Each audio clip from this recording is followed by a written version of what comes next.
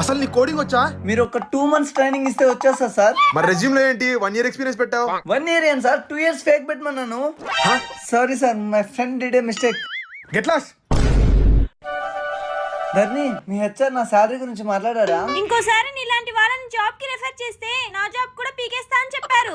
అయినా కోడింగ్ నేర్చుకోవచ్చుగా ప్రిషు. ఎంత ట్రై చేసినా నా వల్ల అవ్వట్లేదు. ఐటీ కంపెనీస్ లో జాబ్ రావాలి అంటే నీకు స్కిల్స్ ఉంటే సరిపోతుంది.